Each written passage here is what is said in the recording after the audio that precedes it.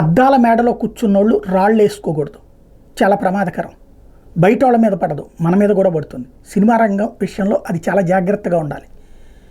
అల్లు అర్జున్కి mass fans ఉన్నారు, కానీ మెగా ఫ్యాన్స్ తరహాలోనో లేకపోతే కనుక నందమూరి ఫ్యాన్స్ తరహాలోనూ లేరు.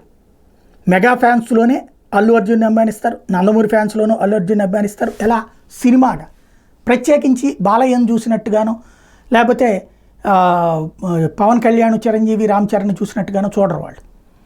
కానీ కెలికితే మనం అనవసరంగా కెలుక్కున్నట్టు. ఇప్పుడు నువ్వు వెళ్ళావు, అతని పేరేంటి, శిల్పారవి దగ్గరికి, గుడ్, దాని మీదన సమర్థించుకునే మాట అయిపోయింది. మొన్న ఏదో మాట్లాడేసినటువంటి అల్లు అర్జున్ అక్కడితో ఆగిపోతే సరిపోతుంది. ఎందుకంటే ఇక్కడ ఒక విచిత్రమైన మనస్తత్వం ఆంధ్రప్రదేశ్లో ఉంది. పాత రోజుల్లో కృష్ణ చిరంజీవి ఫ్యాన్స్ కొట్టుకునేవాళ్ళు. మా చిన్నప్పుడు మేము కృష్ణ ఫ్యాన్స్లోను చిరంజీవి ఫ్యాన్స్లు అనమాట. మాకు ఆ స్కూళ్ళల్లోనే ఆ ఫ్యాన్స్ ఈ ఫ్యాన్స్ కొట్టుకునేవాళ్ళు సినిమాలు వచ్చినప్పుడల్లా కూడా. ఆ తర్వాత రోజుల్లో ఈ కొత్త మలుపులు తిరిగిన మహేష్ బాబు ఫ్యాన్స్, ఇటు పక్కన ఇది పవన్ కళ్యాణ్ ఫ్యాన్స్ అని, ఇట్లాంటి ఫ్యాన్స్ల కొట్లాట్లు అన్నటువంటిది పెరిగిపోయినటువంటి పరిస్థితి. అది హీరోలందరూ సవ్యంగా మాట్లాడుకుని, అంటే వాళ్ళు బాగా కలిసి ఉంటుండేటప్పుడు కింద సెటరైట్ అయింది. ఇప్పుడు స్వయంగా పవన్ కళ్యాణ్ పుష్ప సినిమాని గురించి చేసిన కామెంటు, నాగబాబు ట్వీట్తో మా నాయకులు కూడా ఇట్లాగే ఫీల్ అవుతున్నారు అల్లు కుటుంబం, అల్లు అర్జున్ కుటుంబం పట్ల అన్నటువంటి నెగిటివ్ ఫీలింగ్ మెగా అభిమానుల్లో వచ్చేసింది. ఆ టైంలో రాజేసింది అల్లు అర్జున్ మాటలు. విపరీతమైన ట్రోల్ నడుస్తుంది. కంట్రోల్ చేసే లేకపోతే రివర్స్ చేయగలిగినటువంటి పరిస్థితి అల్లు అర్జున్ దగ్గర లేదు.